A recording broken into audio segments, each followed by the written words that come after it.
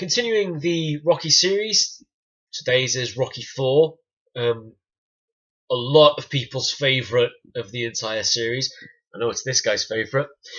So this is Rocky 4, where Rocky fights Ivan Drago, played by Dolph Lundgren.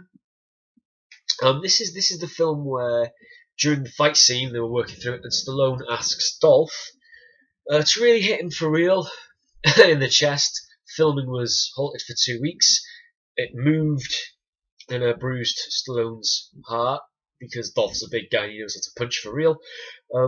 This film has Stallone has just finished doing his director's cut of the film, which I think is going to get a theatrical release at some point this year, which is going to be very interesting to watch.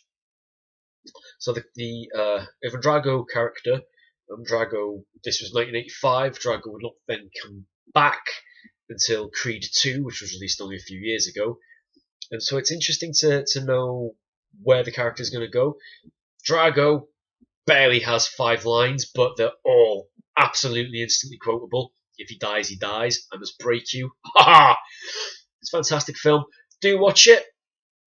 It's absolutely amazing. This is where we peak with the training sequences. You've got Rocky training in this Russian winter, which was actually, I think, filmed up in Vancouver, if I remember properly. But you've got Drago, who's got the might of the Soviet Union and Mother Russia behind him, with the greatest training equipment in the lab. His gym very much looks like a lab, and they're shooting him up with steroids.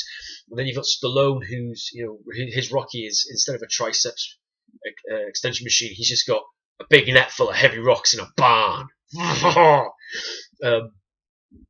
You've got Drago on a treadmill that slowly starts to have an incline on it as he's going, whereas Rocky's got to run up a mountain. Oh yes, it's so. This is as close to a cartoon as the Rocky series come, but it's fantastic, and it's probably my favourite of the best Rocky film is Rocky. This is absolutely my favourite, though, just for so many different reasons. I'm a big Dolph Lundgren fan, as you'll already know from watching this channel, but big Dolph Lundgren fan, big Stallone fan, big fan of Rocky. This is the absolute best of the series. Don't care what you say. You've got him doing Stallone was doing some incredibly impressive things in this film, like doing I know them as dragon raises, because there's one of the theories and all myths is that Bruce Lee invented the actual exercise. It's basically you lie on a bench, you grip it, and you lift your entire torso from your shoulders up. So it's not like doing leg raises where you bend at the waist. You're lifting the whole thing up. So it looks like a reversed crunch almost. Stallone does that quite a bit in the film in one of the training sequences. It's a very impressive thing to look at. It's insane, this film. It is, of course, a little bit odd because the whole concept was America representing the world, because it's America, against Russia, which was this bad communist thing. Ooh. As evidenced by the opening credit. Usually the opening credits of Rocky is you get Rocky going across. This time you get the American glove and the Russian glove exploding. So this is the film where Rocky stops the Cold War. Good thing.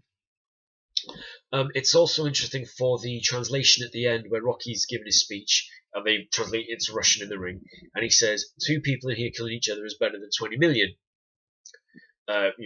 Alluding to, let's not have a war that actually turns physical between America and Russia.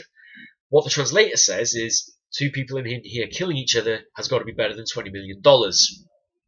Now that you know what happens, keep an ear out for it after the fight, because you will hear it. He clearly says $20 million. I'm going on. My favourite of the Rocky series. It's brilliant. Even Brigitte Neilsen is in it, who she plays Drago's wife. At the time, was married to Stallone, so you've got all that behind the scenes stuff going on. It's fantastic. There's nothing about this. Paulie truly comes into his own for his comedic element in this. It's just fantastic. Please do give it a watch. If you do not get inspired to start training by the inspirational power chords in this film during the training montage, and there's a lot of training montages. If I remember correctly, there's something in the realm of 27 minutes worth of training montage. The film itself is 87 minutes long. essentially 1/3 of this film is a music video to Jim 2. Right? It's amazing. It's brilliant. Do watch it. Let me know if you have.